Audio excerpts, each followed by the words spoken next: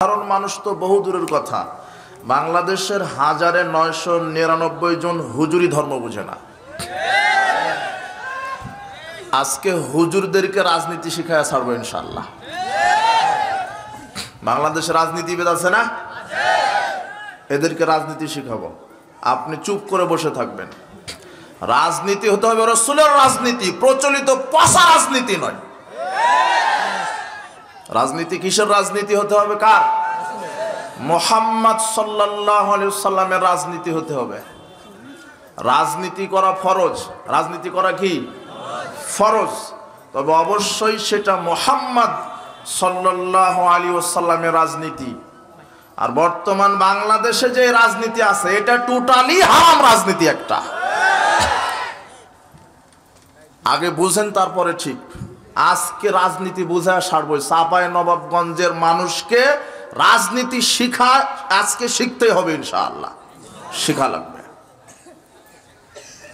ফিরকা নাজিয়া মুক্তিপ্রাপ্ত দল, যত আলেম ওলামা আছেন, যত নেতৃবৃন্দ আছেন, ইনশাআল্লাহ আপনার উপকার হবে। আমি কাউকে কটাক্ষ করব না, কিন্তু সঠিকটা তো শিখতে হবে, না কি বলছেন?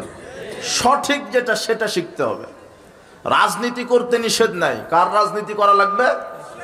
মুহাম্মদ সাল্লাল্লাহু আলাইহি ওয়াসাল্লামের রাজনীতি, ইসলামী খেলাফা, ইসলামী শরিয়া, যেই দিন আল্লাহ প্রদত্ত।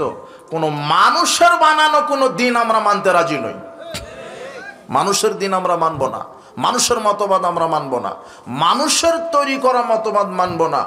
একমাত্র আমার দিন, আমার জীবন ব্যবস্থার নাম ইসলাম, যেটা কার পক্ষ থেকে এসেছে? আল্লাহ। ফিরকা নাজিয়া মুক্তিপ্রাপ্ত দল, মুক্তিপ্রাপ্ত দল। আমাদের দিন হচ্ছে ইসলাম। কি ইসলাম?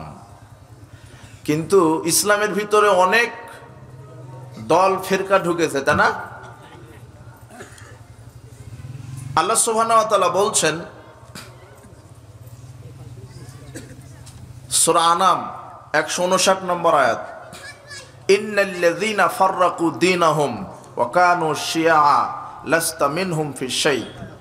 নিশ্চয়ই যারা নিজ দিনকে টুকরো টুকরো করে। হ্যাঁ নেন, টাকা নেন, মাদ্রাসার জন্য দিয়েছে। আচ্ছা, আর কোনো কথা হবে না এখন, কোনো টাকা না, টাকা আপনারাও দান করবেন, আমিও টাকার ব্যাপারে বলবো ইনশাল্লাহ শেষে সব। আমি যতক্ষণ কথা বলবো একটা, আমি মাসির ভবা শুনতে এখন আমি রাজি নয়। কথা কি বুঝতে পেরেছেন? মনে করবেন যে আপনার মাথার উপরে পাখি বসে আছে, আপনারা দাঁড়িয়ে আছেন, বসার জায়গা নাই তাই, কিন্তু বসার জায়গা থাকলে একজনকে দাঁড়িয়ে থাকতে দিতাম না। এটা ইসলামে আদব নয়। হাদিস আসছে বসে কোরআন হাদিসের আলোচনা শুনতে হয়। যেহেতু জায়গা নাই সেহেতু দাঁড়িয়ে আছেন, কিন্তু রাস্তায় হাঁটা চলাচল বন্ধ করবেন আর কথা বন্ধ করবেন। আমি যতক্ষণ কথা বলছি কোনো কাজ চলবে না। আল্লাহ তুমি আমাদেরকে পূর্ণভাবে কবুল করো। আচ্ছা, আল্লাহ সুবহানাহু ওয়া তাআলা বলছেন, ইন্নাল্লাযীনা ফাররাকু দীনাহুম ওয়া কানু শিয়া লাস্তা মিনহুম ফি শাই। নিশ্চয়ই যারা নিজ দিনকে টুকরো টুকরো করে দিয়েছে, তাদের ব্যাপারে আপনার কোনো এখতিয়ার নাই। ওই বিষয়টা আমি আল্লাহ দেখব। অত্র আয়াত প্রমাণ করে যে দিনকে শয়তান খণ্ড বিখণ্ড করবে, বিভিন্ন ফেরকায় বিভক্ত করে দিবে, টুকরো টুকরো করে দিবে। তার প্রমাণ আজকে ইসলাম নামক এই দিনটা কত দল উপদলে বিভক্ত। দেখবেন, এক হচ্ছে খারেজি, এক হচ্ছে শিয়া, মুরজিয়া, মুতাজিলা, জাহমিয়া, জাবরিয়া, মুআত্তিলা, ইসমাইলা, মাতরুদিয়া, আশারিয়া। এগুলি এক একটা ইসলামের নামে ফেরকা। তরিকাতন্ত্রের নামে ব্রেলভি, দেওবন্দি, আটরশি, চরমনাই, সরসিনা, দেওয়ানবাগ, কুতুববাগ, রাজারবাগ, চন্দ্রপুরী, ফুলতলি, এক একটা এগুলি হচ্ছে এক একটা ফেরকা, এক একটা উপদল। তরিকার নামে কাদেরিয়া, চিশতিয়া, নকশাবান্দিয়া, মুজাদ্দিদিয়া, এগুলি এক একটা ফেরকা। মাযহাবের নামে আছে 4 মাযহাব, হানাফি, শাফি, মালিকি, হাম্বলি, এগুলি এক একটা ফেরকা। সবার ধর্ম আপনি জিজ্ঞাসা করেন, সবাই বলবে ইসলাম। আর আপনি জাতিতে কি? সবাই বলবে মুসলিম। কিন্তু ইসলাম যত দল উপদলে বিভক্ত হোক, বিচার মাঠে সরাসরি এক একটি দল নাজাতপ্রাপ্ত হবে, সেই দলের পরিচয় আজকে আমাদের এখান থেকে শিক্ষা অর্জন করে উঠতে হবে। যুবকেরা, তোমাদের ব্রেন বুদ্ধি ঠিক আছে, খাতা কলম নিয়ে বসো, দলিল ভিত্তিক আলোচনা হবে, কোনো মন গড়া ব্যাখ্যা চলবে না। রাসূল সাল্লাল্লাহু আলাইহি ওয়াসাল্লাম সাহাবায়ে কেরাম যেইভাবে ধর্ম বুঝেছে ওইভাবে ধর্ম বুঝতে হবে। নিজের কোন বড় হুজুর, কোন বড় পীর, কোন বড় আলেম কি বলল তাদের বোঝ অনুযায়ী ধর্ম চলবে না। ইসলাম চলবে একজন মানুষের বোঝ অনুযায়ী, যার নাম মুহাম্মদ সাল্লাল্লাহু আলাইহি ওয়াসাল্লাম। রাসূল সাল্লাল্লাহু আলাইহি ওয়াসাল্লাম ভবিষ্যৎবাণী করে গেছেন যে ইসলাম বিভিন্ন দল উপদলে বিভক্ত হবে। আল্লাহ সুবহানাহু ওয়া তাআলা বলছেন আমার সৃষ্টির ভিতরে অনেক ভ্রান্ত দল থাকবে। সূরা আরাফ। আপনি এদিক ওদিক করছেন কেন? কোনো সুযোগই নাই, আমার কথা উল্টা বুঝতে পারবেন না। কথা এখানে আমি কোনো দলের ক্যানভাস করতে আসিনি, কোনো দলের সামসাগিরি করতে আসিনি, কাউকে আমি জীবন্ত ওলি বলার সার্টিফিকেট এখানে আমি দিতে আসিনি। এখানে কথা বুঝে আসছে? বিজাতি মতবাদের গোলামি করে জিন্দা ওলি সাজা যায় না, শয়তানের ওলি সাজা যায়। বিজাতি নেতার গোলামি করবেন কেন? বিজাতি মতবাদকে মানবেন কেন? মাথা খোলা রেখে বক্তব্য শোনেন। আমি অধিকাংশ যুবককে দেখতে পাচ্ছি, আর বাংলাদেশে গণবিপ্লব এই যুবকেরাই তৈরি করেছে, তাই না? এই যুবকদেরকে আগে বোঝা লাগবে। আজকে যুবকেরা হক বুঝেছে, কিছু বুঝেছে, রক্ত দিতে শিখেছে, ভালো কথা। ন্যায্য অধিকার আদায় করতে শিখেছে, এটাও ভালো কথা। এরা অন্যায়ের প্রতিবাদ করতে শিখেছে, এটাও ভালো কথা। কিন্তু এদেশের অধিকাংশ যুবক আর ছাত্র সমাজ সঠিক ইসলামটা এখনো বুঝতে পারেনি। যদি এদেশের যুব সমাজ সঠিক ইসলাম বুঝতে পারত, তাহলে 15 আগস্টে শুধু নেতার মূর্তি ভাঙা হতো না, বাংলাদেশ থেকে কবর, মাজার, পীরদেরকেও কবর দেওয়া হতো। এই আসল ইসলাম বুঝতে হবে। মনে রাখো, শুধু তোমার ওই নেতার মূর্তি, আরো কত নেতার মূর্তি আছে, ওদেরকে ভাঙো। শুধু ওই নেতার মূর্তি ভাঙলা কেন? আরো কত নেতার মূর্তি আছে, আরো কত মহিলা নেতার মূর্তি আছে, বেগম রোকেয়ার মূর্তি আছে, অমুক মূর্তি আছে। শুধু ওই নেতার মূর্তি কেন? ইসলামী বিপ্লব হচ্ছে যেখানে মূর্তি থাকবে, উঁচু কবর, মাজার, সবগুলিকে বাড়িয়ে চুরমার করে দিতে হবে। এটাই হলো তাওহীদের গণবিপ্লব। এদেশের ছাত্র সমাজ, যুব সমাজ অধিকার আদায় করতে শিখেছে, রক্ত দিতে শিখেছে, অন্যায়ের প্রতিবাদ করতে শিখেছে। সাথে সাথে যদি সঠিক ইসলামটা আর সঠিক তাওহীদটা এরা শিখত, তাহলে আজকে বাংলাদেশে পরিপূর্ণভাবে ইসলাম প্রতিষ্ঠিত হতো। আজকে এটাই শিখতে হবে, সঠিক ইসলাম কি, সঠিক ইসলাম কাকে বলে, ইবাদত কি, তাওহীদ কি। খুব মনোযোগ দিয়ে। আবারও আপনার কথা আমি শুনতে পাচ্ছি, এখানে কোনো কথাই চলবে না, একদম কোনো কথা চলবে না, শুধু আমার কথা চলবে। কথা বুঝতে পেরেছেন? কারো কথা চলবে না, কোনো হাঁটাহাঁটি চলবে না, আপনি বুঝতে পারবেন না। আজকে ইসলাম বুঝতে হবে যে ইসলাম কি জিনিস। ফিরকা নাজিয়া মুক্তিপ্রাপ্ত দল,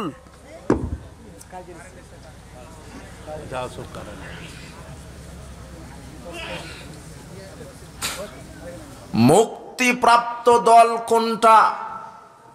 আল্লাহ সুবহানাহু ওয়া তাআলা বলছেন, ওয়া মিম্মান খালাকনা উম্মাতুন ইয়াহদুনা বিল হক ওয়া বিহি ইয়াদিলুন। সূরা আরাফ 7 নম্বর সূরা 181 নম্বর আয়াত। আল্লাহ বলছেন, আমার সৃষ্টির ভিতরে একটি দল হকের উপরে থাকবে, তারা হক অনুযায়ী ইনসাফ প্রতিষ্ঠা করবে। আল্লাহ সুবহানাহু ওয়া তাআলা বললেন, কয়টি দল হকের উপরে থাকবে? একটি। সূরা আরাফ 7 নম্বর সূরা 181 নম্বর আয়াত। সহিহ মুসলিম 1920 নম্বর হাদিস। সাওবান রাদিয়াল্লাহু আনহু বলছেন, রাসূল সাল্লাল্লাহু আলাইহি ওয়াসাল্লাম বলেছেন, লা তাযালু তায়ফাতুম মিন উম্মতি যাহিরিনা আলাল হক লা ইয়াদুররুহুম মান খাযালাহুম হাত্তা ইয়াতি আমরুল্লাহ ওয়া হুম কাযালিক। রাসূল সাল্লাল্লাহু আলাইহি ওয়াসাল্লাম বলছেন, চিরদিন কিয়ামত পর্যন্ত আমার একটি উম্মতের একটি দল হকের ওপরে বিজয়ী থাকবে। চিরদিন কিয়ামত পর্যন্ত আমার উম্মতের ভিতরে একটি দল হকের উপরে কায়েম থাকবে। কিয়ামত পর্যন্ত ওইভাবেই থাকবে। তাদের পরিত্যাগকারীরা কোনো ক্ষতি করতে পারবে না, তাদের বিরুদ্ধাচারণকারীরা কোনো ক্ষতি করতে পারবে না। রাসূল সাল্লাল্লাহু আলাইহি সাল্লাম এই হাদিসে একটি দলের কথা বলেছেন, আল্লাহ একটি দলের কথা বলেছেন, রাসূল সাল্লাল্লাহু আলাইহি সাল্লাম একটি দলের কথা বলেছেন। সূরা আনামের 159 আয়াত আল্লাহ বলছেন, যারা নিজের এই দ্বীন ইসলামকে খণ্ড বিখণ্ড করবে, টুকরো টুকরো করে দিবে, এদের জন্য আমি এদেরকে বিচার মাঠে পাকড়াও করব। এইবার রাসূল সাল্লাল্লাহু আলাইহি সাল্লাম ইসলাম যে খণ্ড বিখণ্ডিত হবে এই ব্যাপারে রাসূল সাল্লাল্লাহু আলাইহি সাল্লাম 1450 বছর পূর্বে ভবিষ্যৎবাণী করেছেন। হাদিসটা তিরমিজি 2641 নম্বর হাদিস।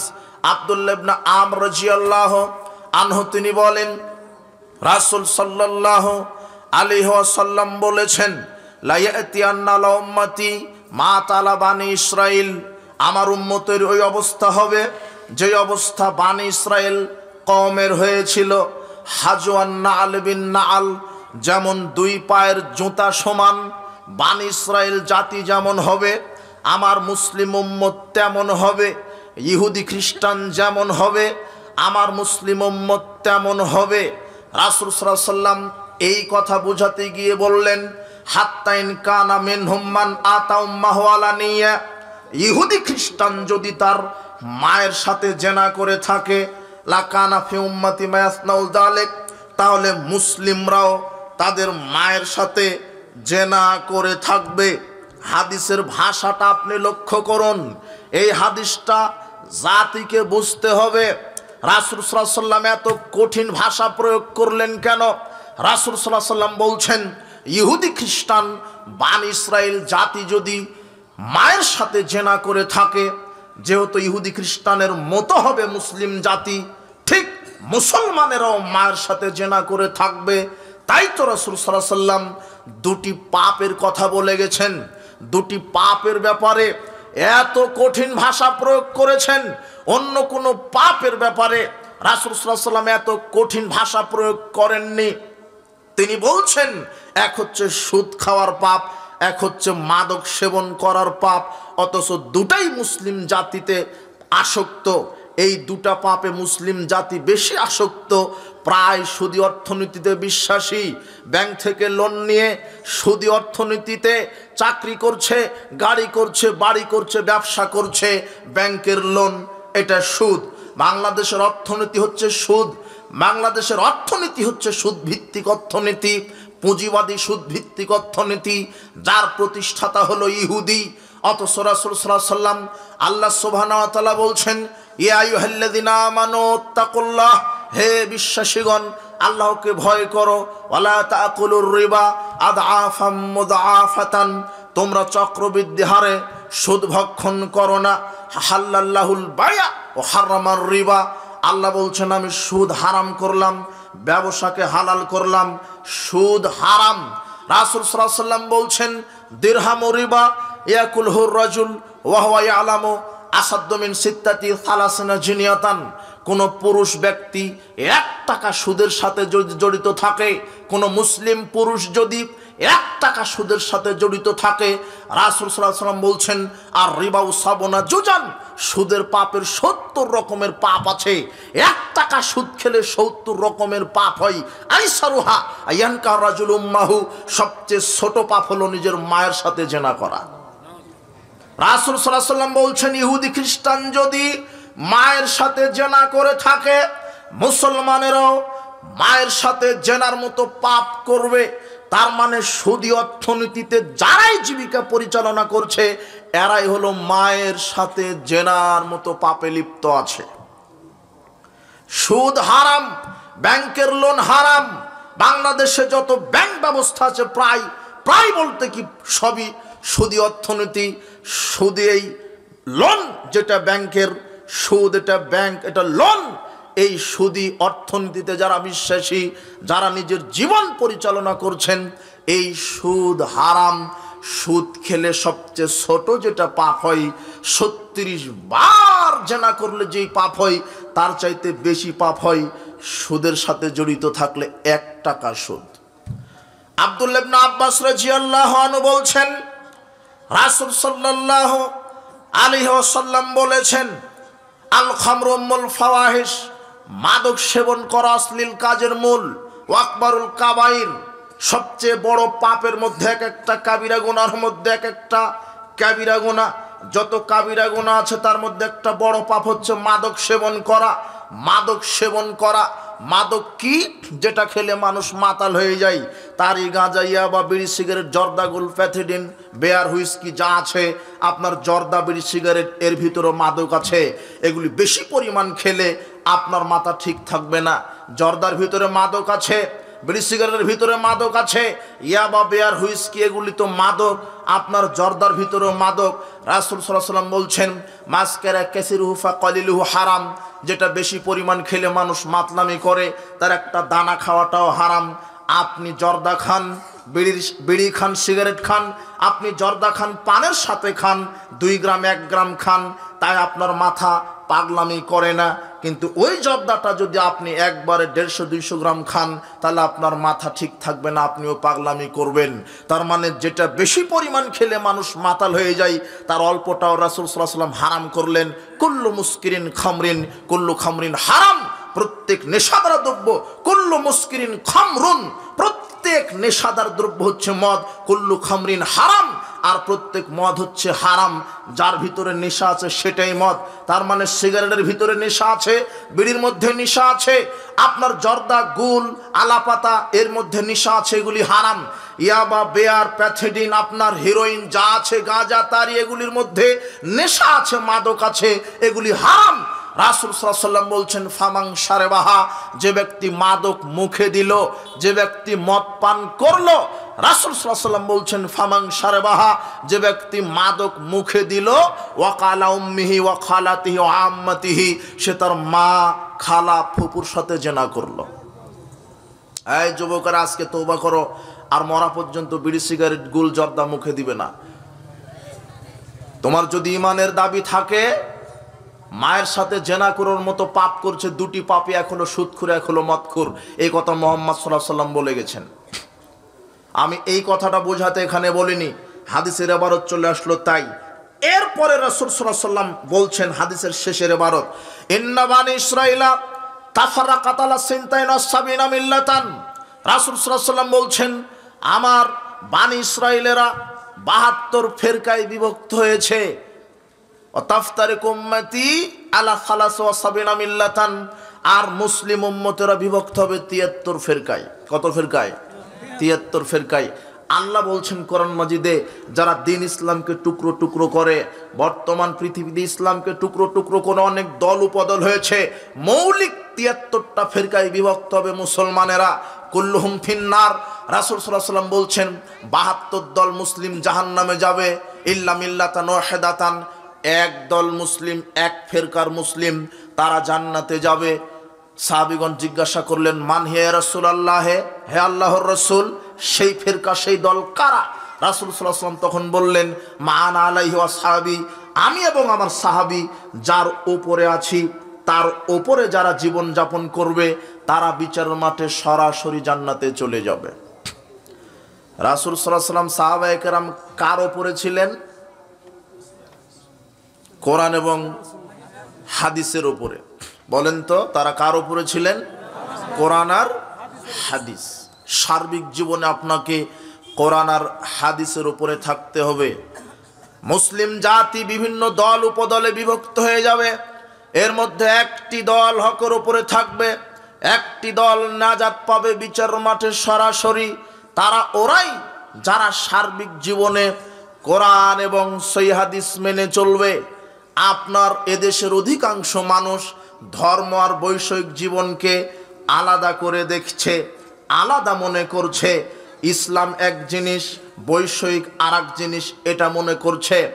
আপনি খুব ভালোভাবে বক্তব্যটা বোঝার চেষ্টা করেন। কি এদেশের অধিকাংশ মানুষ ইসলাম ইবাদত, ঈমান বলতে, ইবাদত বলতে, ইসলাম বলতে শুধু মনে করে রমাদানে সিয়াম পালন করা এটা হলো ইবাদত, 5 ওয়াক্ত সালাত মসজিদে গিয়ে আদায় করা ইবাদত, টাকা আছে হজ করা, হজ মৌসুমে ইবাদত, আপনার উমরা করা ইবাদত, তাসবিহ তাহলিল করা ইবাদত, কোরআন তেলাওয়াত করা ইবাদত।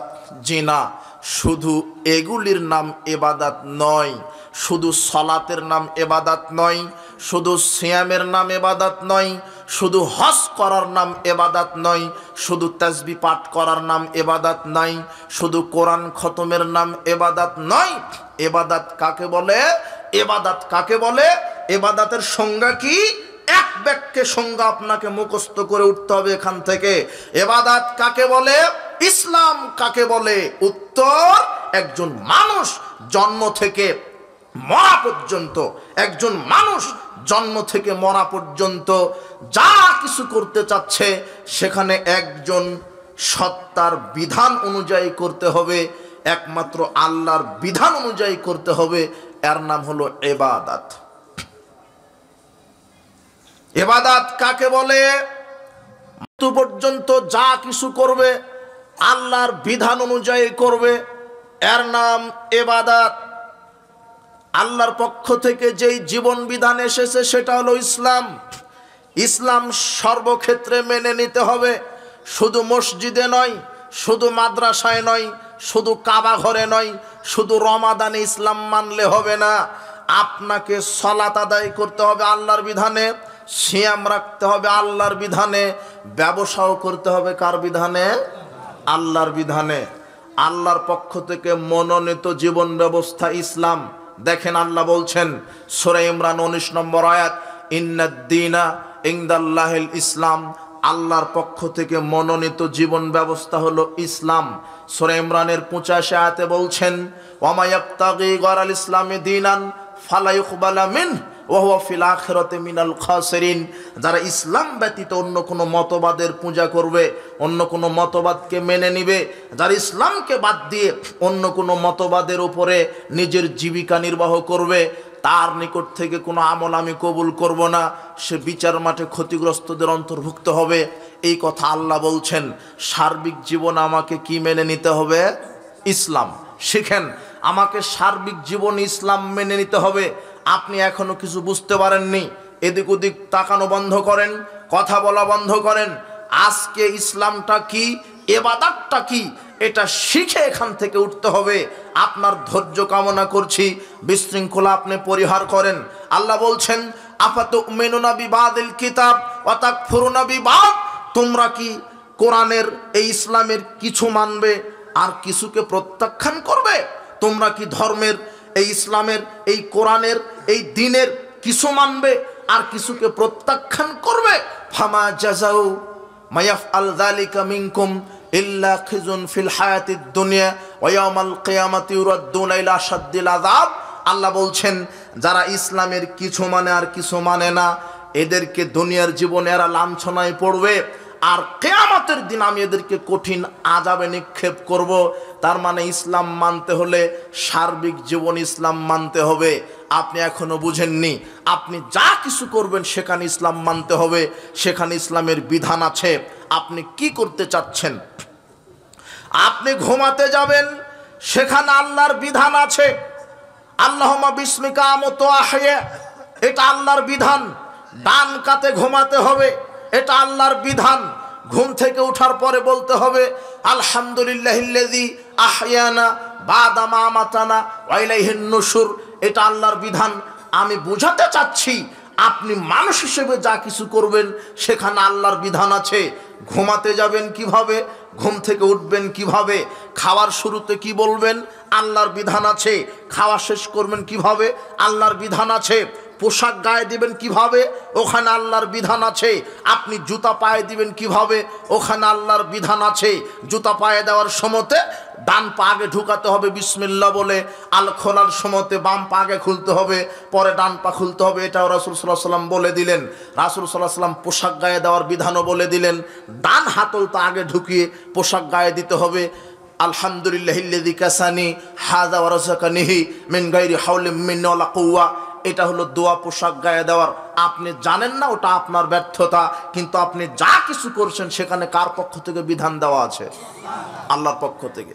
খাবেন কিভাবে, খাওয়া শেষ করবেন কিভাবে, পোশাক গায়ে দিবেন কিভাবে, পোশাক খুলবেন কিভাবে, বাড়িতে প্রবেশ করবেন কিভাবে, বাড়ি থেকে বের হবেন কিভাবে, আপনি গাড়িতে চড়বেন কিভাবে, গাড়ি থেকে নামবেন কিভাবে, আপনি ঘুমাতে যাবেন কিভাবে, ঘুম থেকে উঠবেন কিভাবে, আপনি পেশাব পায়খানা করবেন কিভাবে, পেশাব পায়খানায় প্রবেশের সময় কি বলবেন, বের হওয়ার পরে কি বলবেন, আপনি যা কিছু করছেন কার পক্ষ থেকে বিধান দেওয়া আছে? সালাত আদায় করবেন কিভাবে, বিধান কে দিয়েছেন? সিয়াম পালন করবেন কিভাবে, বিধান কে দিয়েছেন? হজ করবেন কিভাবে, বিধান কে দিয়েছেন? যাকাত দিবেন কিভাবে, উমরা করবেন কিভাবে, কোরআন তেলাওয়াত করবেন কিভাবে, প্রতিবেশীর হক আদায় করবেন কিভাবে, পিতামাতার খেদমত করবেন কিভাবে, দেশ এবং জাতির খেদমত করবেন কিভাবে, সব বিধান কে বলে দিয়েছেন? আল্লাহ। কিন্তু আপনি শুধু আল্লাহকে মানেন, মসজিদ মাদ্রাসায় একটু সালাত আদায় করেন কার বিধানে? আল্লাহর। সিয়াম পালন করেন কার বিধানে? আল্লাহর। হজ করেন কার বিধানে? উমরা করেন কার বিধানে? আপনি কোরআন তেলাওয়াত করেন কার বিধানে? তাসবিহ পড়েন কার বিধানে? পিতামাতার খেদমত করেন কার বিধানে? প্রতিবেশীর সাথে ভালো আচরণ করেন কার বিধানে? আপনি খান পান করেন কার বিধানে? আপনি পেশাব পায়খানা করেন কার বিধানে? পেশাব পায়খানা থেকে বের হন কার বিধানে? আপনি পোশাক গায়ে দেন আপনি কার বিধানে? আপনি ঘুমাতে যান কার বিধানে? আপনি ঘুম থেকে উঠেন কার বিধানে? আপনি রাজনীতি করছেন কার বিধানে? কার বিধানে? এই যুবকরা বলো, তোমার নেতা রাজনীতি করে কার বিধানে? তোমার দাড়িওয়ালা নেতাকে নিয়ে আসো, টুপিওয়ালা নেতাকে নিয়ে আসো, তোমার নেতা রাজনীতি করতেই শিখেনি। তোমার নেতা যে রাজনীতি করছে ওটা কুফরি রাজনীতি।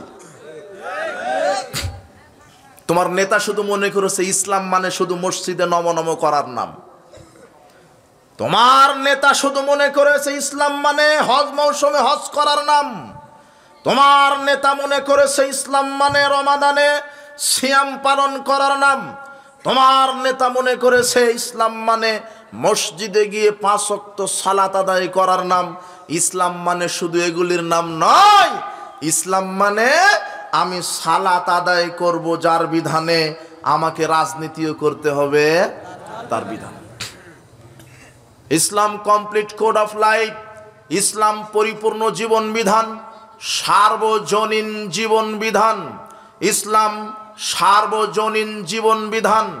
ইসলাম মানুষের কোনো মতবাদের মুখাপেক্ষী নয়। ইসলাম মানুষের কোনো মতবাদের মুখাপেক্ষী নয়। ইসলাম মানুষের কোনো মতবাদের মুখাপেক্ষী নয়। আমি বলছি, আমি সালাত আদায় করব যার বিধানে, আমাকে শিক্ষানীতি প্রণয়ন করতে হবে তার বিধানে। আমি হজ করব যার বিধানে, আমাকে সমাজ চালাতে হবে তার বিধানে। আমি কোরআন তেলাওয়াত করব যার বিধানে, আমাকে অর্থনীতি প্রণয়ন করতে হবে তার বিধানে। আমি ওমরা করব যার বিধানে, আমাকে রাজনীতিও করতে হবে তার বিধানে। কিন্তু এদেশের অধিকাংশ নেতা, 1971 সালে বাংলাদেশ স্বাধীন হয়েছে। 1971 সাল থেকে 2024 সাল পর্যন্ত বাংলাদেশের যত নেতা নেত্রী ছিল, প্রায় এরা সেকুলার রাজনীতিতে বিশ্বাসী ছিল। সেকুলারিজম, এই তন্ত্রমন্ত্র তারা পূজা করে রাজনীতি করেছে, যার কারণে বাংলাদেশের মানুষ বিগত 50 বছর ধরে নির্যাতিত হচ্ছিল। এদেশের অধিকাংশ নেতা নেত্রী সেকুলার আর গণতান্ত্রিক আকীদায় বিশ্বাসী, যার দুটারই জন্মদাতা ইহুদি খ্রিস্টান। আমি মুসলিম, আমি রাজনীতি করব আমার একমাত্র নেতা মুহাম্মদ সাল্লাল্লাহু আলাইহি ওয়াসাল্লাম, তার নীতিতে রাজনীতি করতে হবে। আমি ইহুদি খ্রিস্টানের নীতিতে রাজনীতি করব কেন? আশ্চর্য কথা, সেকুলারিজম 1832 সালে একে জন্ম দিয়েছেন ব্রিটেনের জর্জ জেকব হলিওক। ইনি সেকুলারিজম একটা মতবাদ। সেকুলারিজম কাকে বলে? এই শিক্ষিত যুব সমাজ, আজকে তুমি শিখো, তোমার জাতি, তোমার নেতা এক একটা এই দেশের ছাত্র সমাজকে এতদিন এক একটা বলদ বানিয়ে রেখেছিল। এদেরকে রাজনীতি শেখাতে দেয়নি। রাজনীতি করতে হবে মুহাম্মদ সাল্লাল্লাহু আলাইহি ওয়াসাল্লামের রাজনীতি, রাজনীতি করতে হবে ইসলামিক খেলাফতের রাজনীতি, রাজনীতি করতে হবে আল্লাহর দ্বীনের রাজনীতি। মানুষের মতবাদ, এই পচা রাজনীতি করা হারাম। এতদিন এই মানুষের মতবাদের রাজনীতি তোমার নেতা করেছে, তোমার হাতে লাঠি উঠায় দিয়েছে, সুন্দরী নারী উঠায় দিয়েছে, তোমার দুনিয়া ধ্বংস করেছে নেতারা, পরকালকেও ধ্বংস করেছে। আজকে অধিকাংশ দেশের নেতা নেত্রী সেকুলার এবং গণতান্ত্রিক এই ডেমোক্রেসি আকীদায় রাজনীতি করছে, যার দুটারই প্রবক্তা জন্মদাতা ইহুদি খ্রিস্টান। রাসূল সাল্লাল্লাহু আলাইহি ওয়াসাল্লাম বলছেন, আমার মুসলিম উম্মতের ওই অবস্থা হবে যে অবস্থা ইহুদি খ্রিস্টানের হয়েছিল। ইহুদি খ্রিস্টান যেমন হবে, আমার মুসলিম উম্মত তেমন হবে। আজকে দেশের মানুষ 1971 সাল থেকে নামে মাত্র স্বাধীন আছে। এদেশের সব মানুষকে এই সেকুলার নেতারা বোকা বানিয়ে রেখেছিল। কেন? আমরা নামে মাত্র স্বাধীন, নামে মাত্র স্বাধীন, কিন্তু অফিস আদালত কোর্ট কাচারি, শিক্ষা অফিস আদালত কোর্ট কাচারি, রাস্তাঘাট মামলা মোকদ্দমা সব জায়গাতে আমাদের ইহুদি খ্রিস্টানের আইন মেনে গোলামি করা লেগেছে। আমরা শুধু নামে মুসলিম ছিলাম, আমরা শুধু নামে স্বাধীন ছিলাম। অফিস আদালতে গেলে ইহুদিদেরই আইন, শিক্ষাঙ্গনে গেলে তাদেরই তৈরি করা আইন মেনতে চলে হয়েছে, রাস্তাতে চলতে গেলে তাদেরই আইন মেনে চলা হয়েছে। জিনা, আমি মুসলিম, আমার দেশের নেতা মুসলিম, আমার একজন নেতার আদর্শ মেনে চলতে হবে, তার নাম মুহাম্মদ সাল্লাল্লাহু আলাইহি ওয়াসাল্লাম। আমি কখনোই মানবরচিত মতবাদের উপর ভিত্তি করে আমি রাজনীতি করতে পারি না। আমি সালাত আদায় করব যার তরিকায়, রাজনীতি করব তার তরিকায়। আমি সালাত আদায় করব মুহাম্মাদের তরিকায়, আমি রাজনীতিও করব মুহাম্মাদের তরিকায়। আমি সালাত আদায় করব মুহাম্মদ সাল্লাল্লাহু আলাইহি ওয়াসাল্লামের তরিকায়, আমাকে রাজনীতিও করতে হবে মুহাম্মদ সাল্লাল্লাহু আলাইহি ওয়াসাল্লামের তরিকায়। শুধু মসজিদে আল্লাহকে মানব, রাজনীতিতে যদি আমি ইহুদি খ্রিস্টানকে মেনে চলি, আল্লাহ বলছেন তোমাকে দুনিয়াতে লাঞ্ছনা দিব, পরকালে কঠিন শাস্তিতে নিক্ষেপ করব। এদেশের অধিকাংশ মুসলিম নেতা হোক আর খ্রিস্টান নেতা হোক আর হিন্দু নেতা হোক, সবাই ইহুদি খ্রিস্টানের মতবাদের উপরে বিশ্বাসী হয়ে রাজনীতি করছে। শোনো হে যুব সমাজ, এদেশের নেতাদের আকীদা সেকুলার মন মাইন্ডের, সেকুলারিজম, এই মতবাদে এরা রাজনীতি করে। সেকুলারিজম কি? এই যুবকরা শোনো, ব্রেনটাকে ফ্রেশ করো। দেখো সেকুলার নেতাদের আকীদা ছিল এতদিন, এই 52 বছর ধরে এরা এই আকীদাতেই তোমাকে প্রতিপালন করেছে। দেখো সেকুলারিজমের সংজ্ঞায় বলছে, secularism is the belief that religion should not be involved in the organization of society education. এদের আকীদা সেকুলারিজম, ধর্মনিরপেক্ষতাবাদ। এটা এমন একটা বিশ্বাসের নাম যে ইসলামকে আমরা সংগঠনে ঢুকতে দিব না। এদেশের রাজনৈতিক নেতাদের বিশ্বাস, ইসলাম ধর্মকে আমরা সংগঠনে ঢুকাতে দিব না, শিক্ষা নীতিতে ঢুকাতে দিব না, সমাজ নীতিতে ঢুকাতে দিব না। এরপরে বলছে, সেকুলার নেতারা বলছে, religion should not be allowed to come into politics. Jinnah, ধর্মকে রাজনীতিতে ঢুকাতে দেওয়া উচিত নয়, ইসলামকে রাজনীতিতে ঢুকাতে দেওয়া উচিত নয়। রাজনীতি করব আমাদের মতো করে, ইহুদি খ্রিস্টানের মতবাদে আমরা রাজনীতি করব। ইসলাম যদি রাজনীতির ভিতরে ঢুকায় দিই, তাহলে তো আমরা বড় বড় বোতল খেতে পারবো না, চুরি দুর্নীতিও করতে পারবো না। এই চুরি করা, দুর্নীতি করা আর বড় বড় বোতল খাওয়ার জন্য এরা ইহুদি খ্রিস্টানের নীতিতে, রাজনীতিতে বিশ্বাসী হয়েছে। তারা বলছে religion should not be allowed to come into politics. না না, রাজনীতিতে ইসলাম ঢুকাতে আমরা দিব না। It is merely a matter between man and God. এটা শুধু মসজিদ মাদ্রাসায় বান্দারা নম করবে, এটাই হলো ইসলাম। ইসলাম মানে শুধু মসজিদে সালাত আদায় করার নাম। জিনা, ইসলাম মানে শুধু সালাত নয়, ইসলাম মানে সালাত চলবে যার তরিকায়, রাজনীতিও হবে তার তরিকায়। এটা হলো ইসলাম। ইসলাম পরিপূর্ণ জীবন বিধান। আমার স্রষ্টা আল্লাহ, আমার ভালো মন্দ কল্যাণ কোথায় আছে জানেন কে? আল্লাহ। মানব রচিত বিধান কোশ্চেন কালো মানুষের কল্যাণ বয়ে আনতে পারে না। মানুষের জ্ঞানে ত্রুটি আছে, কুলিল হাক্কু মির রাব্বিকুম, অথচ আল্লাহ বলছেন আল্লাহর পক্ষ থেকে যা আছে সেটা ত্রুটি মুক্ত, সেটা হক, সেটা সত্য। কখনো মানব রচিত বিধান দিয়ে এই দুনিয়াতে ইসলাম, এই দুনিয়াতে শান্তি প্রতিষ্ঠিত হতে পারে না। সেকুলারদের আকীদাই ছিল শিক্ষা ব্যবস্থায় ধর্ম ঢুকাতে দেওয়া যাবে না। তাই তো শিক্ষা সিলেবাসে বানরবাদ আর এই লুচ্চামি আর এই সমকামিতা শেখানোর মাধ্যমে এদেশে এই বাংলাদেশকে এরা জেনার স্বর্গরাজ্যে পরিণত করতে চেয়েছিল। এরা শিক্ষা জীবনে ধর্ম রাখেনি, 1 থেকে মাস্টার্স বিসিএস ক্যাডার পর্যন্ত এরা ধর্ম রাখেনি। তাই তো একটা বিশেষ ক্যাডার হওয়ার পরও জানাজার দোয়াটা সে শিখতে পারেনি, সূরা ফাতিহা শিখতে পারেনি, আর ওযু করাই শিখেনি।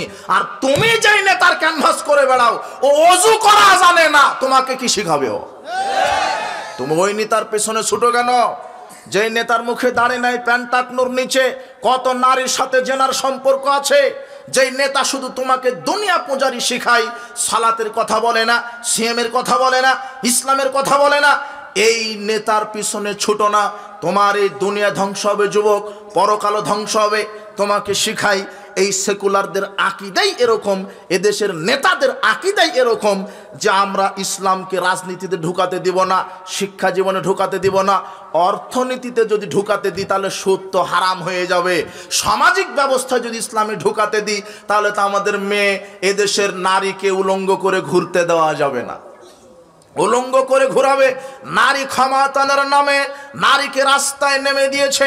মা বোনেরাও ধর্ম বুঝতে পারেনি, অথচ ইসলাম নারীকে রাজরানীর মতো রাখতে চেয়েছে। ইসলামে রুজি ইনকামের মাধ্যম, রুজি ইনকামের ক্ষমতা দিয়েছেন শুধু পুরুষদেরকে। পুরুষরা রুজি ইনকাম করে তাদের স্ত্রীদেরকে খাওয়াবে, স্ত্রীরা রাজরানী হয়ে ঘরে বসে খাবে। কিন্তু এই পচা জাহেলিয়াত এই নারীদেরকে রাজরানী থেকে চাকরানি বানিয়ে ছেড়েছে। এরা নারীদেরকে রাস্তায় নামিয়েছে, নারীদেরকে কলকারখানায় নামিয়েছে। এটা নাকি নারী ক্ষমতায়নের নাম। এই ক্ষমতায়নের নামে ধর্ষণ বেড়ে গেছে, জেনা বেড়ে গেছে। তোমার নেতা সংসদে বিল পাশ করেছে বাল্য বিবাহ হারাম। 18 বছর নারীর বয়স লাগবে, 21 বছর পুরুষের বয়স লাগবে, কিন্তু বাল্য লুচ্চামি ঠিকই জায়েজ আছে বাংলাদেশে। এই 31st নষ্টি দিবস জায়েজ রেখেছে। পয়লা বৈশাখ বিশ্ব ভালোবাসা দিবসের নামে লুচ্চা দিবস কায়েম রেখেছে। বাল্য বিবাহ হারাম, বাল্য প্রেম করা জায়েজ, তাই না?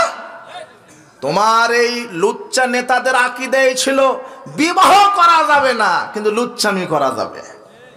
কথা বুঝেননি? পয়লা বৈশাখের নামে নষ্টামি, 31st নষ্টি দিবসের নামে নষ্টামি পয়লা বৈশাখে। আর বাংলাদেশে তথাকথিত এই সিলেবাস পড়ে যে যত শিক্ষিত সে তত বড় শয়তান, তত বড় বাটপার। বাংলাদেশের এই তথাকথিত দেখবেন পয়লা বৈশাখ পালন করে মুসলমানের সন্তান, মুসলমানের জাত পয়লা বৈশাখ পালন করে। এসো হে বৈশাখ মঙ্গল শোভাযাত্রা, রমনার বটমূলে ইলিশ মাছ পান্তা ভাত নিয়ে বসে।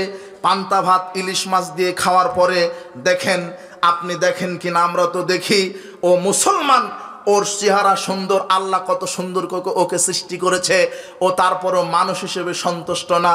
ও পরে ব্যাঙের মুখোশ, ও পরে সাপের মুখোশ, ও পরে শুয়োরের মুখোশ, ও পরে কুকুরের মুখোশ পরে রাস্তাঘাটে বলে এসো হে বৈশাখ মঙ্গল শোভাযাত্রা। মানে এই শিক্ষিত নামের কুলাঙ্গার জানোয়ার এর আকীদাই আল্লাহকে বলে, আল্লাহ নতুন একটা বছর চলে এসেছে, আমি কুকুরের মুখোশ পড়েছি, আমাকে আগামী নতুন 1 বছর কুকুর হিসেবে বাঁচিয়ে রাখো।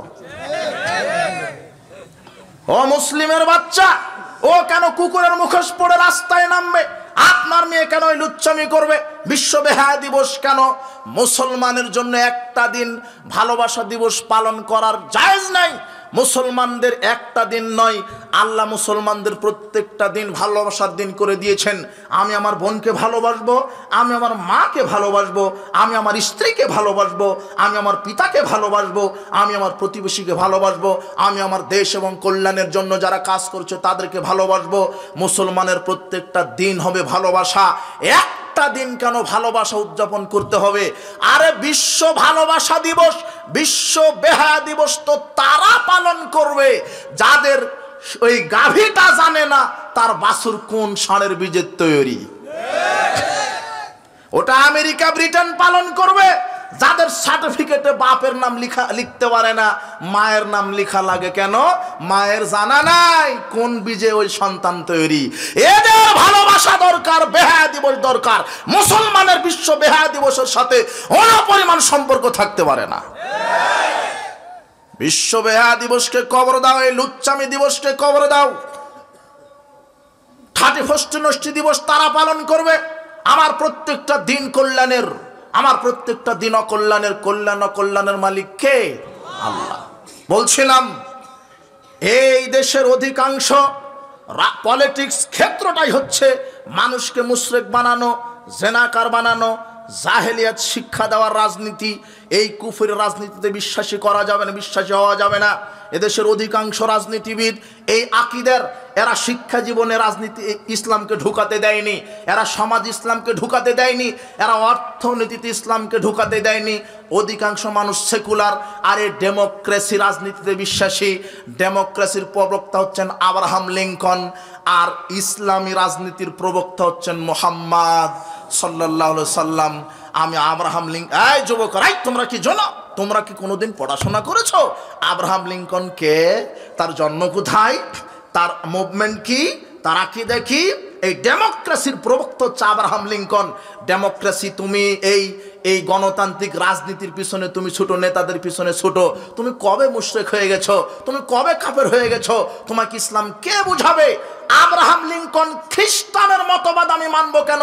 আমি মুসলিম, আমি মানবো মুহাম্মদ সাল্লাল্লাহু আলাইহি সাল্লামের মতবাদ। আমি কার মতবাদ মানে রাজনীতি করব? মুহাম্মদ সাল্লাল্লাহু আলাইহি সাল্লামের। সারা দেশবাসী আমার বক্তব্য থাকবে, হে আমার মুসলিম জাতি, আমরা ইহুদি খ্রিস্টানের রাজনীতিতে বিশ্বাসী নই। আমরা রাজনীতি করব মুহাম্মদ সাল্লাল্লাহু আলাইহি সাল্লামের ইসলামিক খেলাফা। এই ডেমোক্রেসি গণতান্ত্রিক রাজনীতি আমি কেন মেনে নিলাম? তোমার নেতা কেন মেনে নিল? তোমার নেতা হচ্ছে ইসলাম, তোমার নেতা হচ্ছে মুসলিম, তোমার নেতা ইসলামী রাজনীতি করতে পারতো।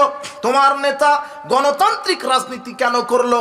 গণতন্ত্রের প্রবক্তা হচ্ছেন আব্রাহাম লিঙ্কন। গণতন্ত্র কি জানো? এই যুবকেরা শিখে নাও।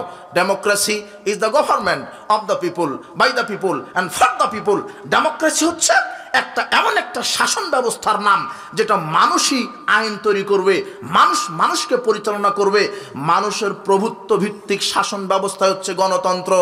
এটা মুসলিম মেনে নিতে পারে না। সার্বভৌম ক্ষমতার উৎস জনগণ নয়, সার্বভৌম ক্ষমতার মালিক কে? আল্লাহ। গণতন্ত্র আর ইসলাম এক হতে পারে না।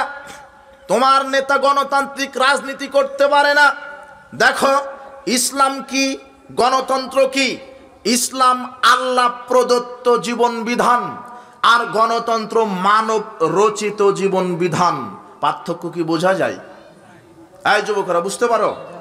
দেখো, তোমার নেতাকে শিখায় দিবা যে গণতন্ত্র হারাম, চিরদিন হারাম, মানুষের তৈরি করা মতবাদ।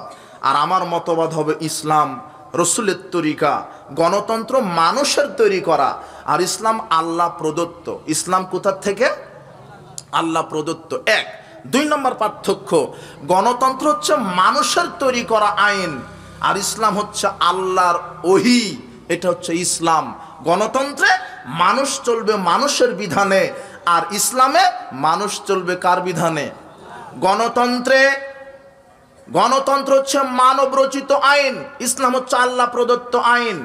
গণতন্ত্রে অধিকাংশের রায় চূড়ান্ত, আর ইসলাম হক, ওহির বিধান যেটা সেটা চূড়ান্ত। গণতন্ত্রে সার্বভৌম ক্ষমতার উৎস জনগণ, আর ইসলামে সার্বভৌম ক্ষমতার উৎস আল্লাহ, সার্বভৌম ক্ষমতার মালিক আল্লাহ। গণতন্ত্রে মানুষ চলবে মানুষের বিধানে, আর ইসলামে মানুষ চলবে কার বিধানে? বাংলাদেশের এই 20 কোটি মানুষ এখন কার বিধানে চলে? আল্লাহর। আরে আল্লাহর না, কার বিধানে?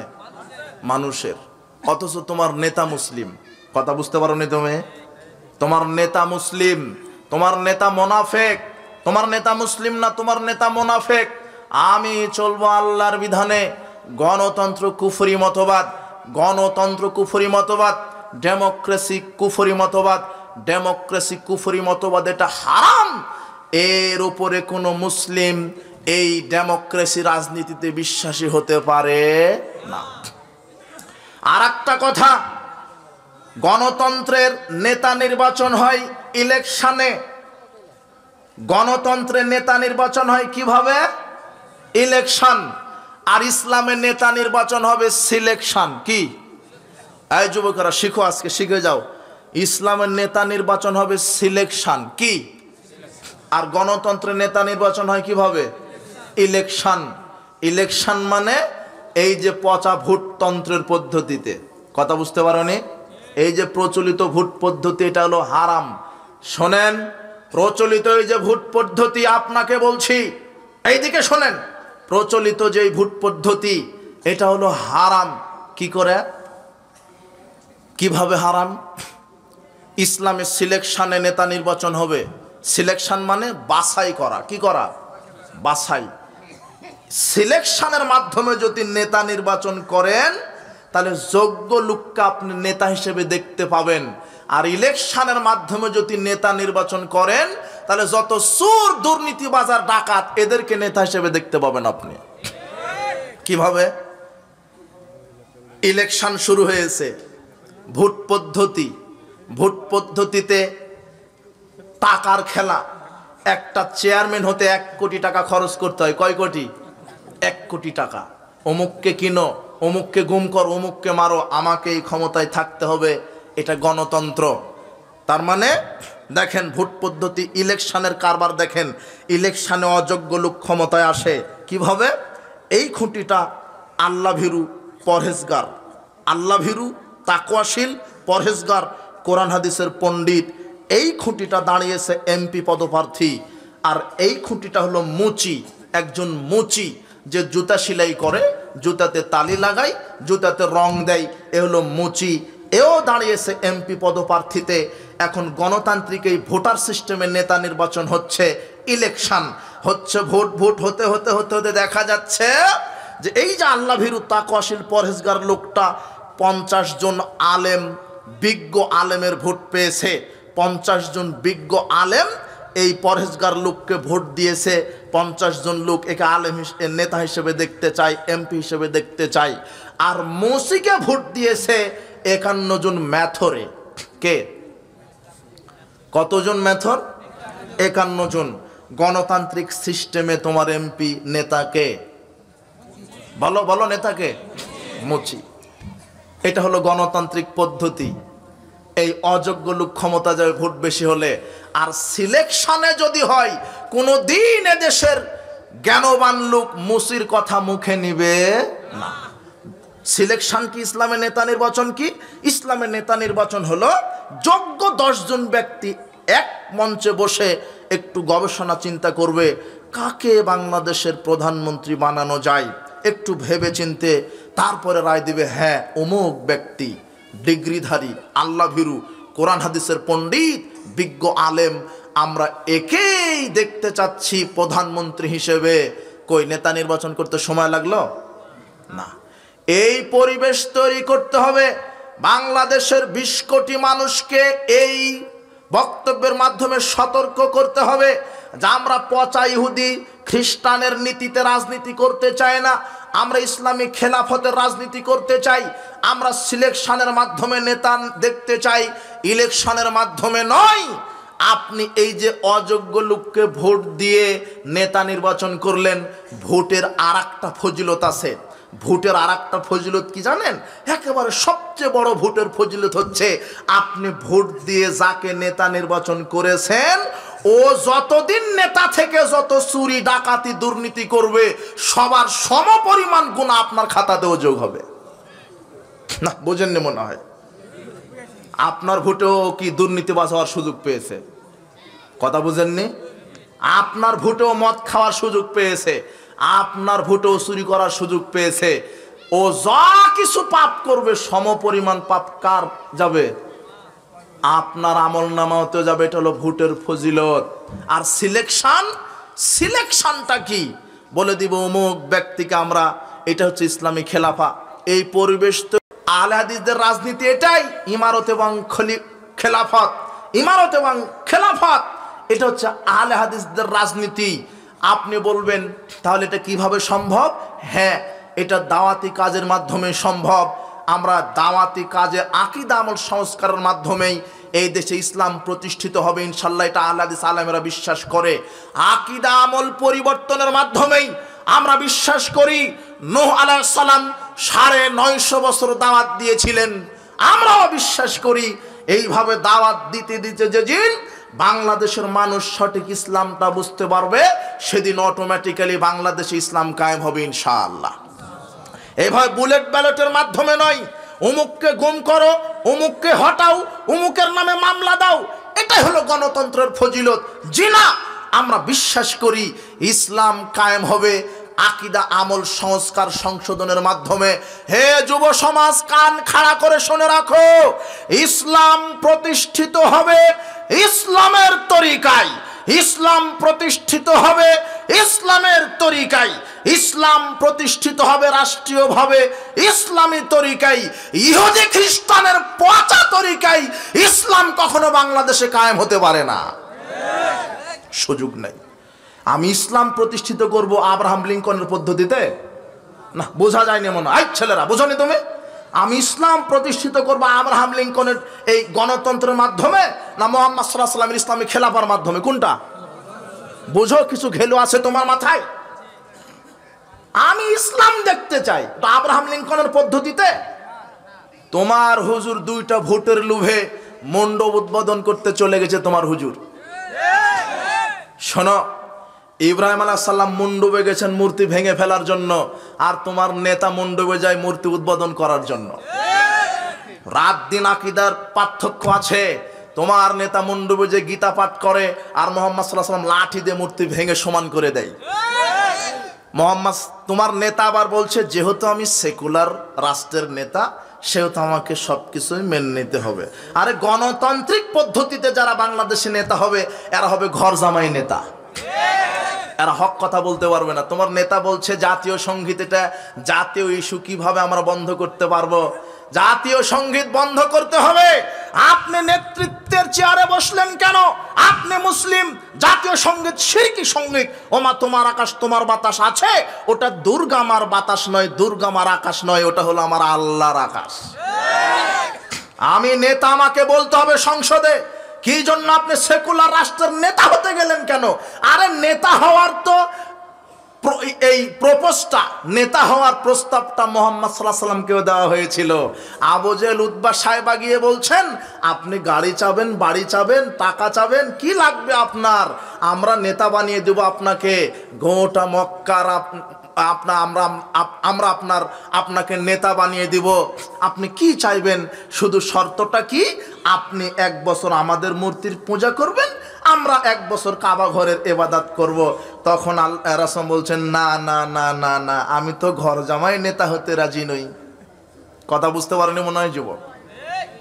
মুহাম্মদ সাল্লাল্লাহু আলাইহি ওয়াসাল্লাম বলছে, জিনা লাকুম দিনুকুম ওয়ালিয়া দিন। জিনা, তোমাদের দিনের ফল তোমরা ভোগ করো, আমার দিন ইসলাম, আমি ইসলামের ফল ভোগ করব। হয় ইসলাম থাকবে আর মূর্তি এই কবর বন্ধ হয়ে যাবে।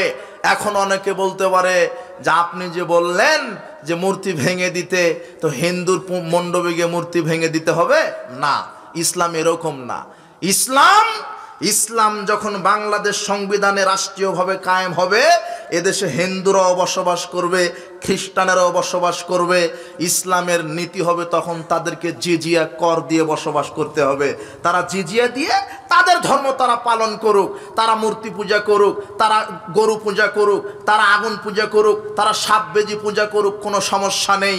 তাদের ধর্মে বাধা দেওয়া যাবে না। আরে আল্লাহ বলছেন সূরা আনামের 108 আয়াতে, শোনো এই পৃথিবীর মুমিন মুসল্লি, তোমরা ইহুদি খ্রিস্টান হিন্দু এদের দেবদেবীকে গালি দিবে না।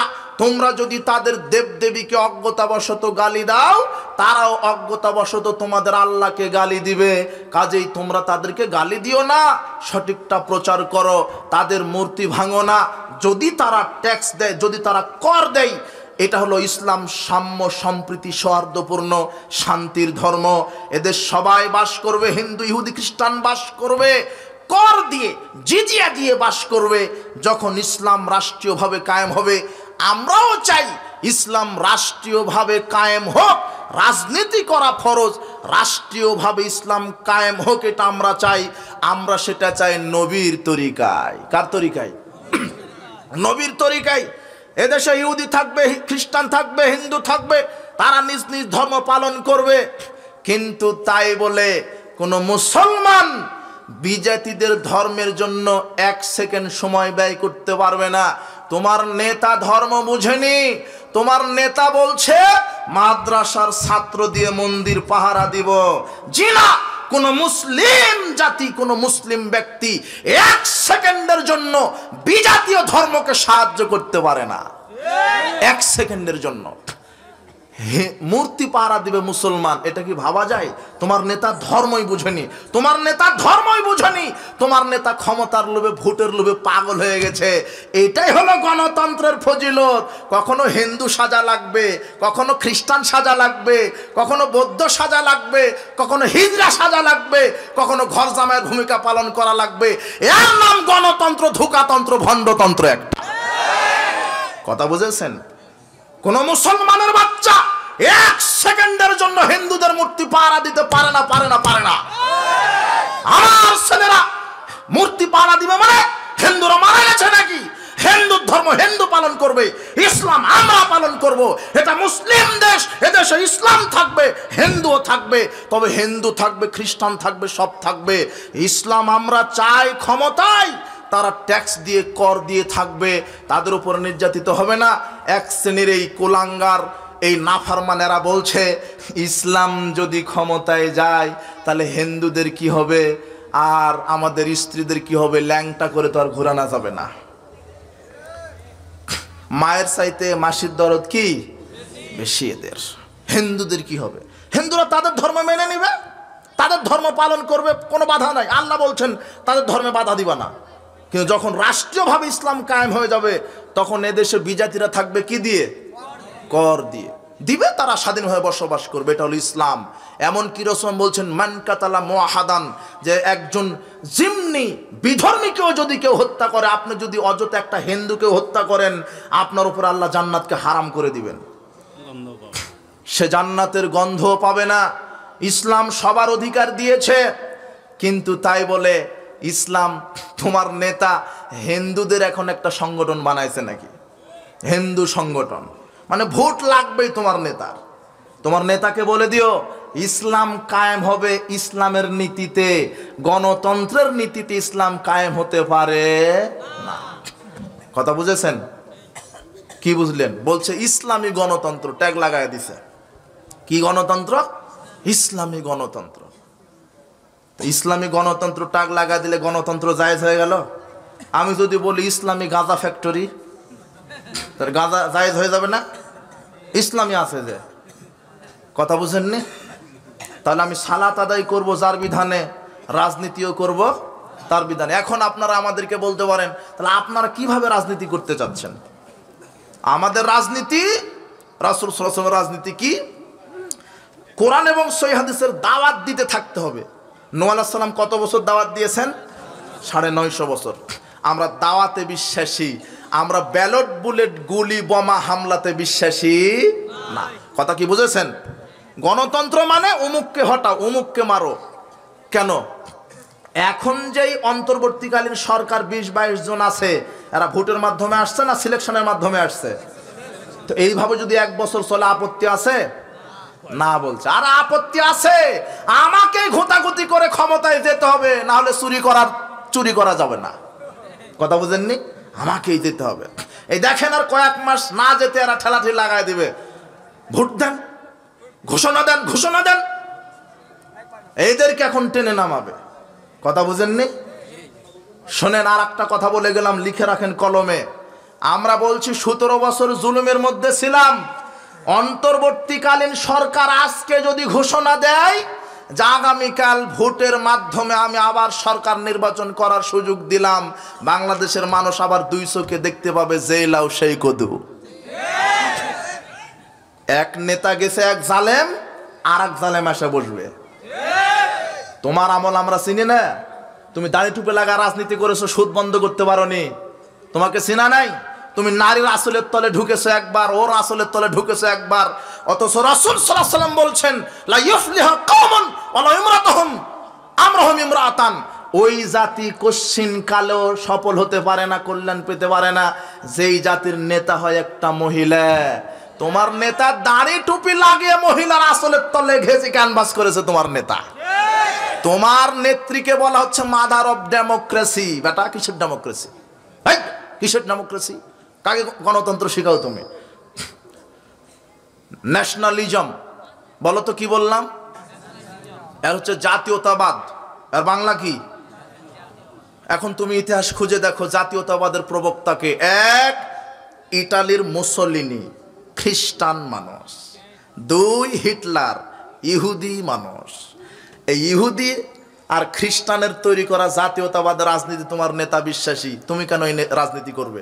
আমার নেতাকে মুহাম্মদ সাল্লাল্লাহু আলাইহি ওয়াসাল্লাম, আমি কার নীতিতে রাজনীতি করব? আর জাতীয়তাবাদের উপাদান হচ্ছে ৬টা। বলো তো কয়টা? ৬টা।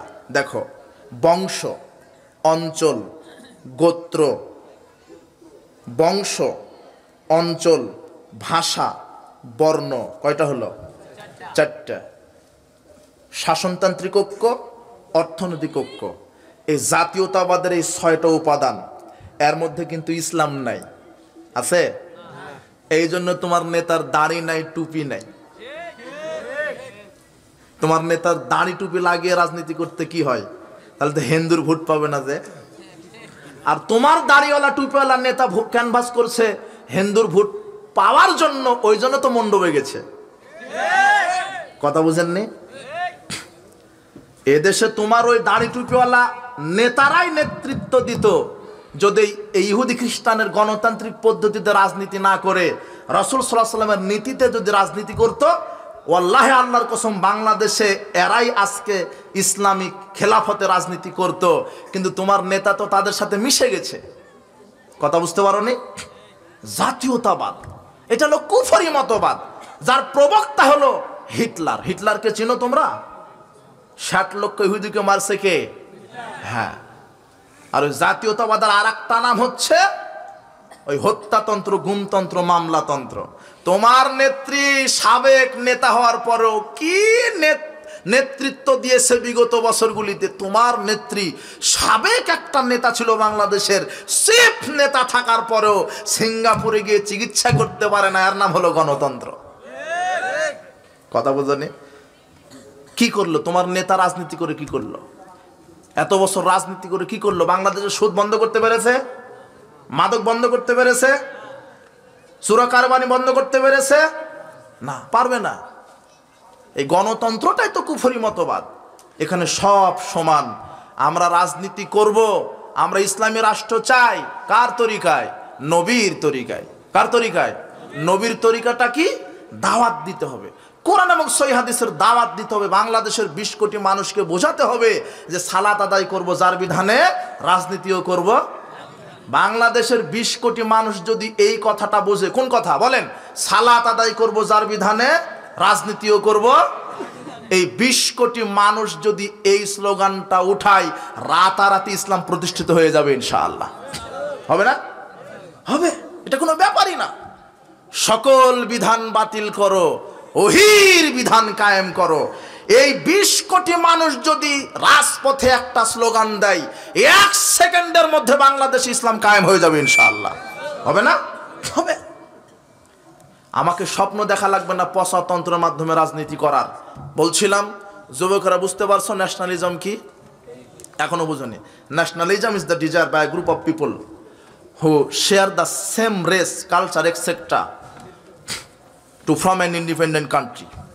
এটা ন্যাশনালিজমের সংজ্ঞা। মানে এই জাতীয়তাবাদের আকীদাই হচ্ছে ওই যে বললাম না, বংশ। আমি যেই বংশের, শুধু সেই বংশের লোককে আমি ভালোবাসবো। আমার যেই বর্ণ, সাদা বর্ণ, আমি সাদা বর্ণের লোককে ভালোবাসবো। আমার যেই ভাষা বাংলা, আমি শুধু বাংলা ভাষাকে ভালোবাসবো।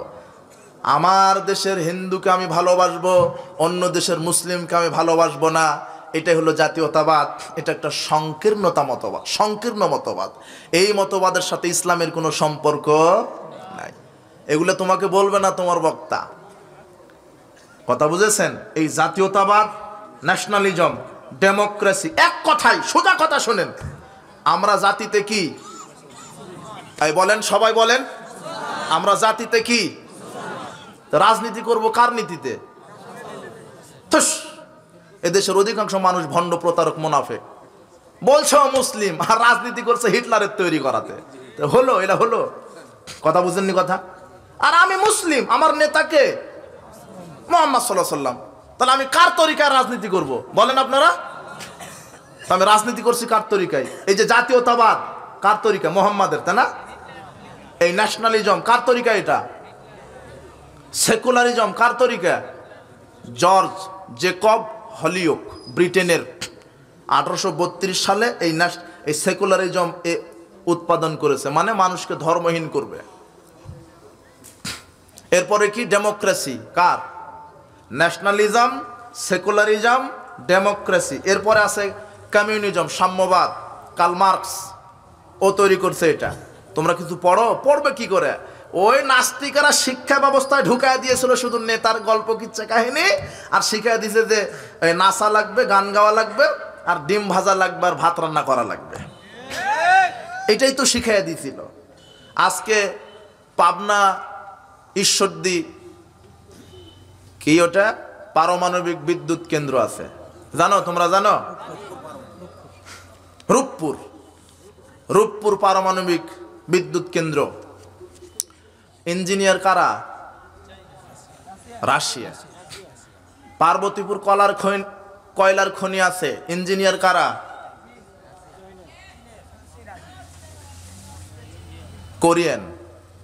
কোরিয়ান যারা, তারা হচ্ছে পার্বতীপুর কয়লা খনির কি ইঞ্জিনিয়ার। এরপরে মেট্রো রেল তৈরি হলো, ইঞ্জিনিয়ার কারা ছিল?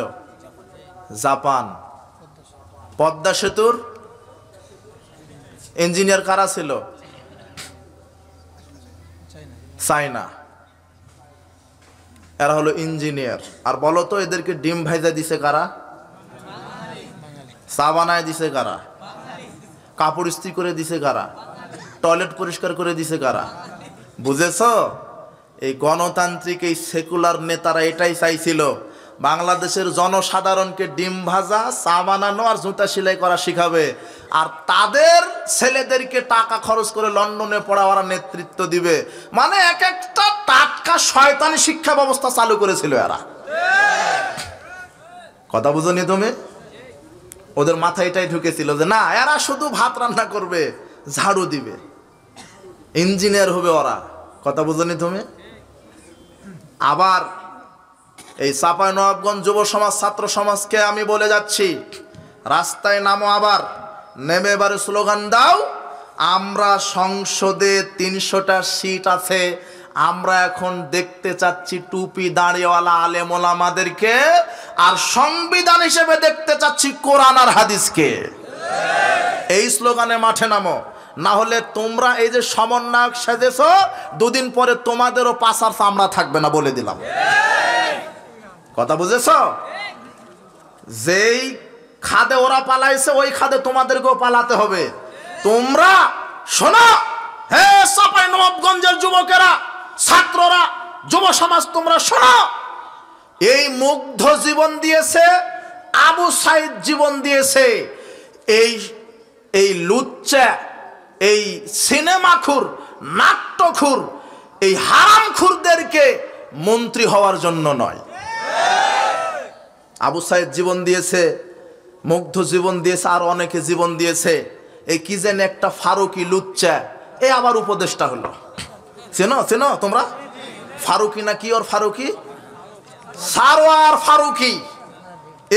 এ ট্রান্সজেন্ডার ইস্যুকে এ সমর্থন করেছিল। এ বলেছিল জিন্স থাকবে, প্যান্ট থাকবে, নগ্ন থাকবে, বোরখাও থাকবে না। কি তোমরা কি করলে আন্দোলন করে? ওই তাদের সময় মমতা সংসদে গান গাইছে, তাদের সময় সিনেমাখুর, গানখুর, লুচ্চাখুর, ক্রিকেটখুর মন্ত্রী ছিল। তো এখনো তো তোমরা আন্দোলন করে হারামখুরদেরকে মন্ত্রীতে বসায় রাখছো। তোমরা কি করলে? কি করলে তোমরা? আশ্চর্য কথা। শোনো, হুঁশিয়ার করে দিলাম, আমরা তোমাদেরকে ধন্যবাদ জানাই, সাধুবাদ জানাই তোমাদের আন্দোলনকে, কিন্তু তোমরা ইসলামটা বুঝতে পারোনি গো, তোমরা তাওহীদটা বুঝতে পারোনি গো। একজন দাড়ি টুপিওয়ালা লোককে রাখছে মন্ত্রী হিসেবে, একজন, শুধু খালি একটু এই কি দড়ি পাকাবে বলে ওকে রাখছে, আর বাকি যা আসছে সব দাড়ি চাঁচা, প্যান্ট টাকনোর নিচে, ওযু করা জানে কিনা সন্দেহ আছে, নামাজ ঠিক মতো পড়ে কিনা সন্দেহ আছে। কি অপরাধ আলেম ওলামার? আলেম ওলামার রাজনীতি জানে না? রাজনীতি আসো, আলেম ওলামা তোমাকে শিখাই দিবে। ইংরেজিতে কথা বলো, এই তোমার অহংকার, আসো আলেমদের কাছে ইংরেজিতে হলুদ পেশাব করা ছাড়বে তোমাকে। তুমি ইংরেজিতে কথা বলতে পারো, এই কথা এই পর্যন্ত শেষ। উর্দুতে পারো না, আরবিতে পারো না, তুমি কেমিস্ট্রি পারো, আসো আলেমদের কাছে শিখাই দিবে। তুমি কয়টা রাজনীতি শিখেছো? আরে রাজনীতির কিতাবই তো কোরআন, আল্লাহ শিখিয়েছেন। এদেশের স্কলার, রাজনীতিবিদ, অর্থনীতিবিদ, সমাজবিদ, যোগ্য নেতা হচ্ছেন এই দেশের আলেম ওলামা। আমরা ছাত্র সমাজকে বলছি, তোমরা আন্দোলন করতে শিখেছো, আমি ধন্যবাদ জানাই, মারহাবা জানাই, তোমাদের আত্মত্যাগকে মারহাবা জানাই, তোমাদের জন্য দোয়া করি, তোমাদের ভবিষ্যৎ আল্লাহ উজ্জ্বল করুন। তোমরা রক্ত দিতে শিখেছো, ন্যায্য অধিকার আদায় করতে শিখেছো, কিন্তু তোমরা এখন বলো, বাংলাদেশের সব ছাত্র সমাজ মাঠে নেমে বলো যে আমরা সংসদে দেখতে চাই সংবিধান হিসেবে কোরআন আর হাদিস, আর নেতা হিসেবে দেখতে চাই আলেম ওলামাকে। ঠিক আছে না? বাস, সোজা কথা। আর ইসলাম নেতার পরিবর্তন চায় না, নীতির পরিবর্তন চায়। নীতি ঠিক রাখতে হবে। নেতার পরিবর্তন হয়ে কি হবে যদি নীতিরই পরিবর্তন না হয়? আজকে ভোট পদ্ধতি দিবা, আর একটা সুরে এসে বসবে ওখানে। কথা বুঝেননি? নেতার পরিবর্তন না, নীতির পরিবর্তন। ও নেতাই থাক। ও যে শেখ হাসিনার একটা ছেলে আছে, কি নাম? জয়। ও প্রধানমন্ত্রী হোক, দাড়িটা ছেড়ে দিক, টুপি পড়ুক, আলখাল্লা পড়ুক, হজ করে আসুক, আর সংবিধান হবে কোরআন আর হাদিস। স্কুল কলেজ, মাঠে ময়দান, রাস্তাঘাট সব জায়গাতে চলবে। বিবাহ, বৈঠক, বৈষয়িক জীবন, রাজনৈতিক জীবন, সব জীবন চলবে কোরআন আর হাদিস অনুযায়ী। আর উনি সব আলেম ওলামাকে নেতা হিসেবে বসাবেন। কি আমরা মেনে নিতে রাজি না? রাজি, কোনো সমস্যা নেই। কিন্তু এই জাহেলিয়াত আর চলার সুযোগ দেওয়া যাবে না। ছাত্র সমাজ তোমরা সাবধান হও। আর অনেক কথা বলার ছিল। কোনো দলের প্রতি আমাদের আক্রোশ নাই, রাজনীতি করা ফরজ। কার তরিকায় রাজনীতি হবে? রসুলের তরিকায়। ইসলামী খেলাফা, ইসলামী জীবন ব্যবস্থা আমরা চাই। সার্বিক জীবন ইসলামী খেলাফা চাই আমরা। ইসলাম কোরআন হাদিসের আদর্শ আমরা বাস্তবায়ন করতে চাই। আপনারা এটা চান কি না? চাই। কাজে আল্লাহর কাছে দোয়া রাখবেন। ছাত্র সমাজকে আবারও বলছি, জি না, এইভাবে চলবে না। তোমরা আন্দোলন করো। আবার তোমরা এদের কাছে বিক্রি হয়ে গেছো। এই যে রাজনীতিবিদরা আছে, এরা তোমাদেরকে আবার তাড়িয়ে দিবে। তোমরা শক্ত হও। বলছিলাম আপনারা বসন, উঠে যায় না, আমি শেষ করে দিব।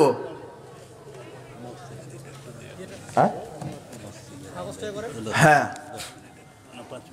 এই যে এখন একটু টাকা দিতে হবে, দান করা লাগবে। উঠে যাবেন নাকি? যার যা পকেটে আছে সাধ্যমতো দান করে যাবেন। আপনারা চাদর নিয়ে যান। আপনারা উঠেন না, বক্তব্যের সাথে মুনাফিকি করবেন না। যারা উঠে গেছে তারাও দিয়ে যাবেন মসজিদের জন্য, মসজিদের উন্নতি কল্পে। কথা বুঝেছেন? যে যা